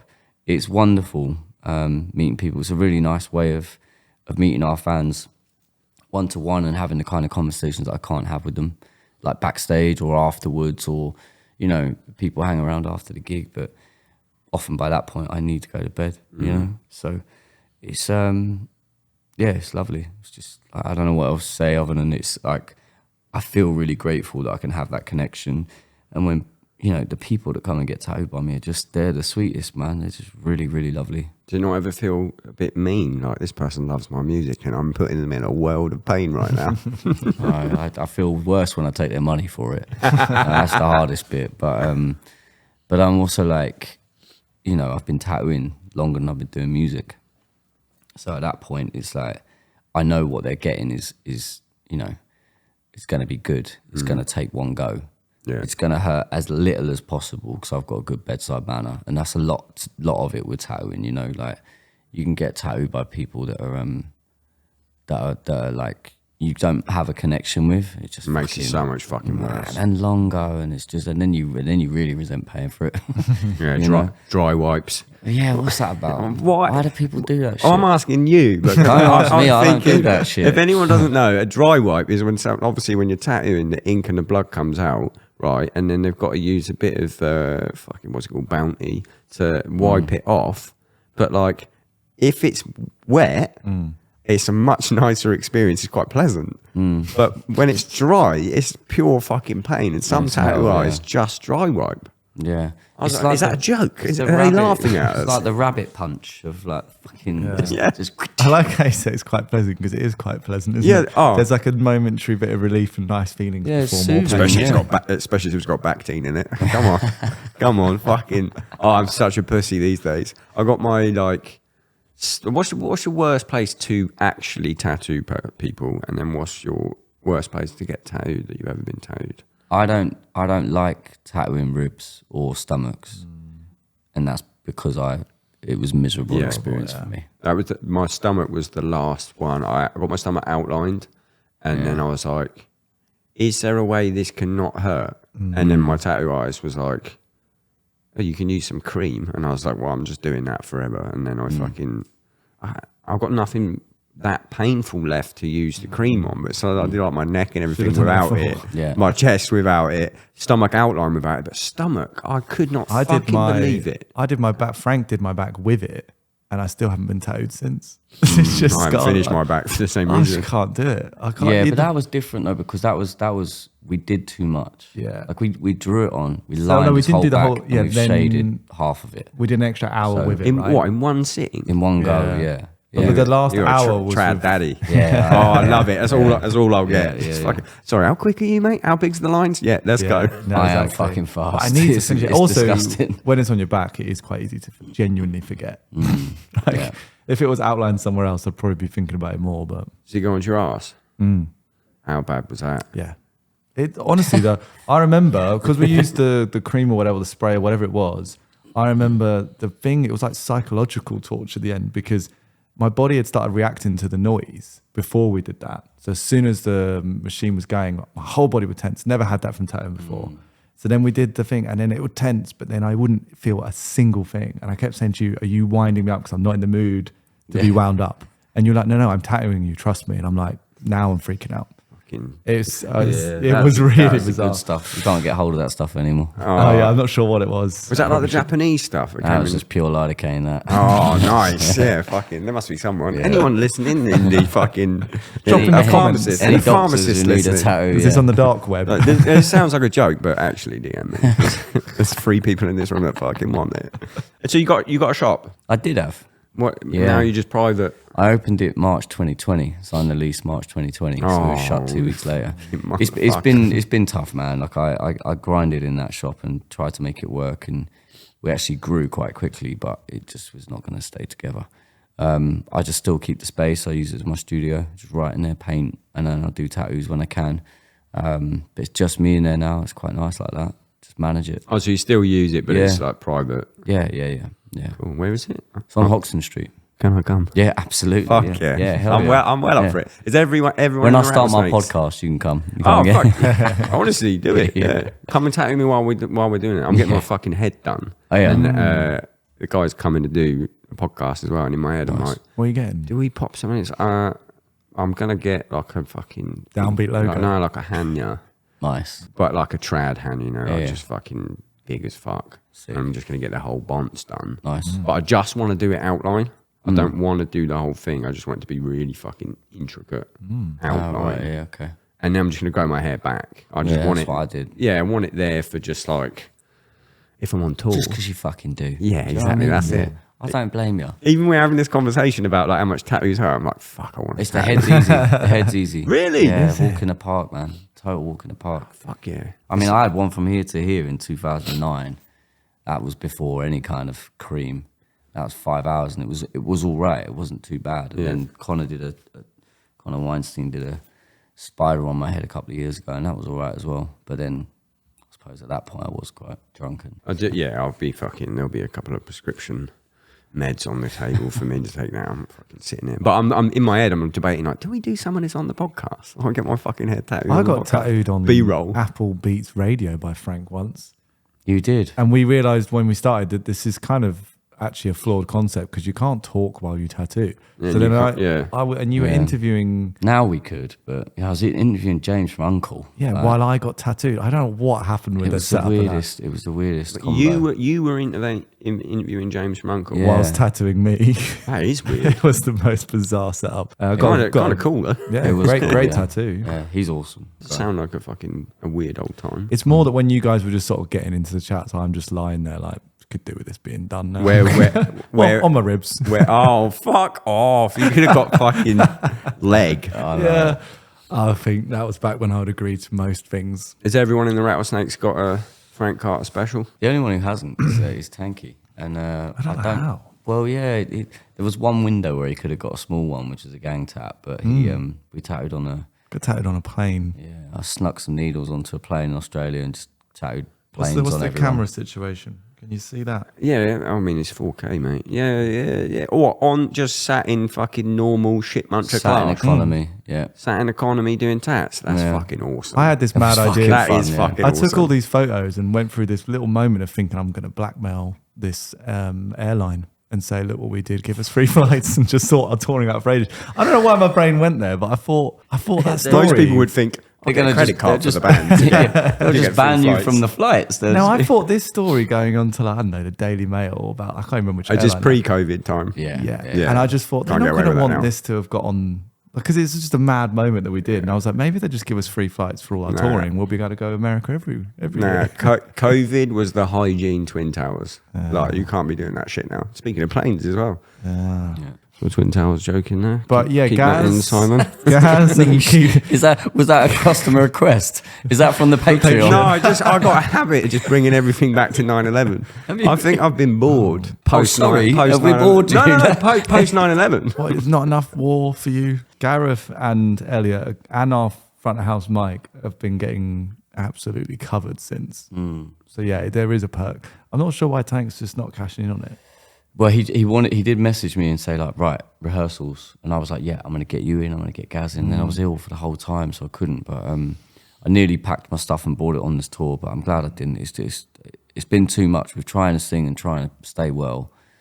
I just need one thing at a time. Do you know what I mean? Yeah, it's burnout. I'm the same with when we go on tour. A lot of drummers in like the metalcore world, they'll do like, hey, I'm doing lessons in the daytime, or like I'm doing a little, and I'm like, I beg your fucking pardon. Like, how have you got the time or just the energy to fucking do that? I wake up and I'm like, well, I need to eat. I need to go to the gym, and then it's fucking sound check, and then it's I need me time, or else I'm gonna fucking kill someone later on. Yeah. It's difficult, isn't it? Yeah. And I then imagine there's it's like the all- setup for tattooing and all that shit as well. Yeah, like, it was different when I had apprentices, because I'd bring them on and pay for their bunk, and they would just like roll with me, and I'd teach them. oh, that's and, fucking cool. Yeah, and that was fun, and that was like they would just go and set me up. That was their job. Set me up in the morning. I'd rock in, do the tattoo, and then they'd do the cleanup. But on the last couple of tours we did, I didn't have one, so I just did it myself. And I can do it all, but it's just, you know, I want to enjoy life now. I'm sick of this fucking like being so stuck in this capitalistic idea of I've got to be making and working all the time. Yeah. I'm missing too much, man. Missing too much of life. So And it burn you out about enjoying tattooing. and then the burnout doesn't even suffer because the work doesn't stop. Yeah. So you don't. The only thing that burnout affects is your time with your family. I get off tour. I get finished doing like a month of tattooing. I want to spend time with my daughter, and I'm fucking exhausted. And it's like I need to be present for her. Like she deserves that. She deserves, like, she's already got a dad who's in a fucking band. Do you know what I mean? She needs, at least when I'm around, I got to be engaged and present. So now it's realistically, I think it's all for that actually, not just for getting through the tours, but just to make sure that when I get off, I'm in one piece. You know. Good for you, because a lot of people would just be like, fuck this. Like, I mean, not a lot of people, but like, you know what I mean? Like, There's a lot of waste men dads out there. yeah, that's what I mean. Yeah. I've seen it. I've seen a bunch. Yeah. Especially in our fucking world. I'm like, how do you do this? Plot twist, they don't. They're not really doing it. Plot twist, they don't really do it. They just sort of carried on doing what they were doing. Yeah, exactly. So good for you, mate. 2 truths and a lie. 2 truths and a lie. I barely understand the concept of this game, right? But it's been going quite well, so I'm going to roll with it. I feel like I've forgotten our third You one. needed to. You I've got needed two to of them. remember because I've forgotten them. What's the third one? What did we come up with? Well, you start and I'll try and remember. Oh no, I've got the third one. You go ahead. Because then, we were 'cause I working don't this out. remember any of them. I'm I've got drawing them a all blank. if you want. Please. Okay, so one of them is that we got tear gassed in Marseille. Oh God. These are all on tour stories. Okay. Another one is that Benjamin Clementine took us to a festival and the Prodigy took us home. And then another one is that I have taken Frank home in a wheelchair from Berlin, and he's taken me home in a wheelchair from Berlin. 2 separate occasions. Yeah. Yeah. There you go. Well, yeah, because that would be hard. We'd what- be wheeling. Oh yeah. I'll do your will, you do mine. That's probably Chained how together. What vehicles were the Prodigy tour buses. tour With buses? trailers. With trailers. What happened? So I don't understand the game now. Yeah, me neither. Yeah. Right. Oh, Eventually, you don't have to you're try gonna and fuck suss up out and the I'm going lie. to go, that's a lie. You Oh, I know- see. right, Oh, so we okay. can just field these questions. I think that's how the game works, but a couple of the other times Right, I've just gone, I interesting. reckon that one's a lie. Well, we But can I just don't answer know- the questions and yeah, okay. Our cool. trailer, our driver fell asleep at the wheel, Yeah. and the trailer Keeping these light. got sucked on under the division, the road division, Yeah. and we were quite lucky, So then another tour bus came past. and we all got jumped on with them, and because they didn't have any gear in their trailer for some reason, and they carried all of our stuff to the show. We played the gig, and then got a lift home with various different people. Yeah, I think that's true. it is true. It's true. It is true. Unfortunately, Well, was it a show with the Prodigy? yeah. Festival in, Was it in France? can't remember now. We were driving. It happened in Germany, Yeah. but yeah. It was And in quite that, intense. so we're on the tour bus, Benjamin Clementine's tour bus. They're all asleep. It was the early hours of the morning, and we all get loaded onto the just the main bit, the downstairs lounge. There's little kitchen seats. People that don't know, and then one of the random crew members just went for like a little early morning wee, and he came down the stairs in his boxers and saw like 12 people he's never seen in his life, and he just went. And just Turned went back around, to bed. Didn't even do the wee. Didn't do the week. Didn't even want to consider what What's sort happened. of chaos has happened. And we're all there being really cute and delicate, Yeah. knowing this is chaos. And we were like, hello. What year was this? 20. I want to say 2019. It felt like into something era. I don't know. No, it wasn't that. That was. Maybe just before that. Yeah, I think it would have been before that. Elliot, I can usually do it by who was our TM. Elliot Taylor was our TM. I like Elliot. Basically, Taylor. no idea. Yeah, we all like He's, Elliot he's a Taylor. good lad. Hot lad. Everyone listening. I mean, they already know. What was the first one? I fucking forgot. We got tear gassed in Marseille. I reckon the wheelchair one's a lie. I'm going to call it now. Ah, really? Yeah. You're wrong. I'm wrong. So tear gassed in Marseille is... Well, actually, we fucked with you. We just it's They're all all true. true. Do you know what? Everyone fucking does this. Well, it's because when you get to this point, it's like what we. He was like, oh, I retuned James Hetfield's guitar. Not and it's like- retuned. it's No, like- no. The thing I'm Restrung enjoying about James. this, right, is not only do I not know how the game works, but Neither do we. the guests never do. But then we always get free fucking banging stories out. Yeah, so right, yeah. hit me And with- actually, if you had just said give us 3 stories, it would have been a bit like, oh, I don't know. where to exactly, start. yeah, but no one like Tried to 'cause pick 3 of the no weirdest. one, yeah, no one likes talking about themselves either. Or sometimes I'll do. If you're listening we to this, love you're it. like, where did the other bit that you used to do at the end of the podcast go? It was shit. And what was the other bit you did? Like a dream festival So we we thing. were were told talking about about this this from with Tank. Tanky, yeah. Yeah, but it's fucking shit because He everyone misses- he goes misses that Australia bit. or Yeah. really close to my house. He and then said it- Jeff Buckley on the moon in a sauna. That was Tank's. That was Tanks. That was where Tank went with Did it. someone I come mean, up with that? No, but that's pretty good. That would have been a good conversation. But sometimes people are just like, well, I mean, I guess this person's my favourite band, it'd be them, but there's a limit to it. Whereas a lot of the time, we finish this, we have a little pack down chat, and then the people like tell me some crazy story. Actually I'm like, crazy where the story. fuck was that? Yeah, a year right, ago? yeah, literally. And then they're like, well, you didn't say it. And I'm like, no, so I need to come up with a way that Nice. we can Yeah. organically get these stories out without you being like, oi, this happened to us, bruv. And without me going, oh, tell me about this time that I Yes. don't fucking Yeah, know about. yeah. So you thought you'd just steal the Would I Lie to You format that BBC had. And then completely fucking butcher it. And I don't... And not understand Me it. not understanding it is like a good part of it though, It is, because I yeah. don't know what I'm fucking doing.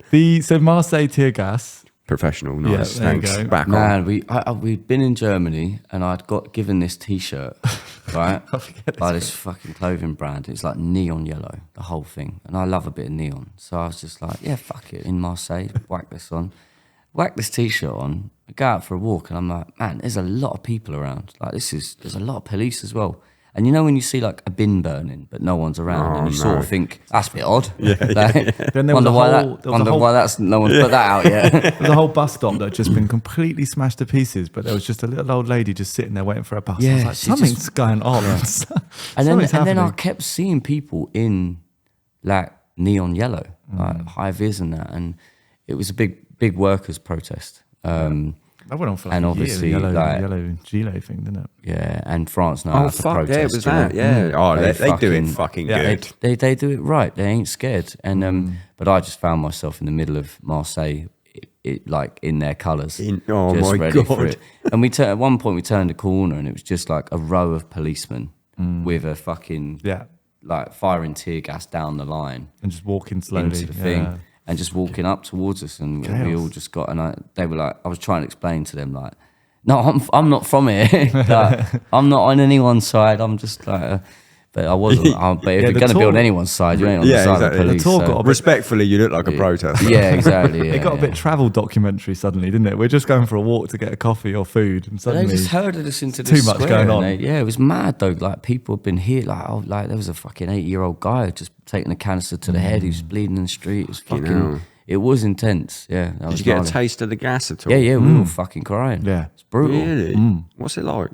It's really it's peppery. Yeah, I can It is. imagine. It just gets in your throat, and you can't Good not gig, breathe. good You just gig can't. that night. It just runs out of you. It's mad. How was your gig that night? Yeah, it was annoying as fuck. I'm lucky because I just get up and give them one of that and da. Yeah, but you're singing proper now. You Yeah. can't do that. They're going to be shit. No I offense. wouldn't go out in a riot these days. Pick my battles now. I'd be at the beach. There's a fucking beach down there, right? Like, I quite like just gone down there. Yeah, Marseille's nice. What's the wheelchair story then? yeah. It's fucked up. Double wheelchair stories. Yeah, Yeah. we both went through the old airport. You did your foot in. What's it called? What's that festival called? Is it Poland? Is it called Poland Rocks? Yeah. Yeah. That one. That is, Big one. it's basically like the biggest festival in Europe because it's free and it's just immense. across. It's insane. Yeah, it's unbelievable, like wild. It's like Woodstock vibes. Yeah. Fuck yeah. Yeah, and it's just like this giant stage, really fucking high. I know that because I got down into the crowd and then couldn't get back up. Yeah. All right. I know that because I hopped off that and just destroyed my ankle.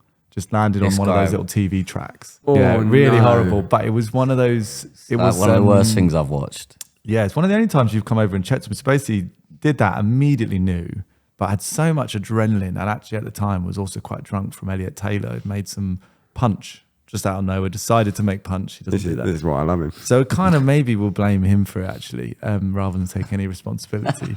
Hopped off, knew it had like gone. I was like that. I didn't know how bad, but I was like, I've never experienced. I've been very fortunate. I've not really had any injuries. So I was like, this is an injury for sure. So I just this is what people talk about. So I leant back on the stage and just lied down and just carried on playing guitar. And then Frank's face came above me, and he was so wide-eyed. He was like, "Are you okay?"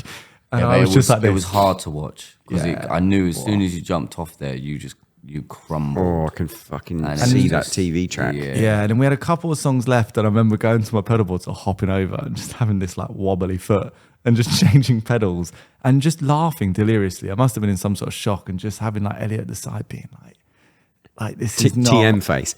Yeah, just Yeah. everyone knew, and then He's prepping a wheelchair. That was all he could do. yeah, and then they had like an X-ray machine backstage that they did, which actually feels a bit suspicious now. Like, what Fucking the fuck? extravagant. It was a Polaroid in the vice. And they You're basically fine. told Yeah, me it's it was- fucked. It's like that. they told me it wasn't broken, sent me on my way, and I thought that's fine.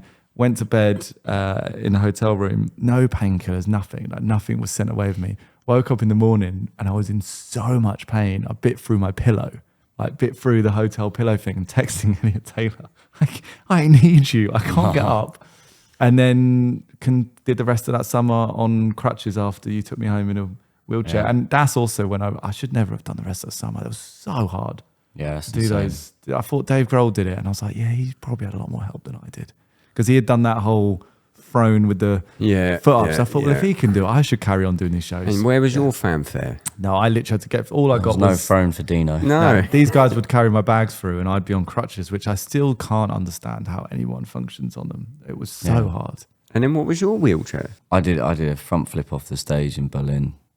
Oh, it's a bit Nice. better than my one, isn't it? I landed. I just hit someone bad, and I just felt it go like, and it was really really odd. But I crawled up. I laid down when we got off the gig, and then I couldn't get back up, and I was like, okay, I've really fucked myself up here, and he wheeled me home. We And went through when- the same airport and stuff, so that's why we remember it. It's because it was the exact same moment Reversed. of being like getting the same wheelchair from the same spot and then having to go the different route. That's weirdly magical, though, isn't it? That's a weird. It's the synchronicity universe, there. yeah. Just saying like, don't come through here again, lads. Next time, Just it's a be stretcher. careful. Just be careful. What did you do? You fucked your back. Yeah, I just put it into spasm. Like, I went there and the doctor's like, looked at me and he's like, okay, well, this is what we've done. We've done the x-ray. You're actually not knocked anything out. You've put it back into spasm, right? I was like, okay, right. What does that mean? And he goes, right, I'm just going to write it down for you. Lower back pain.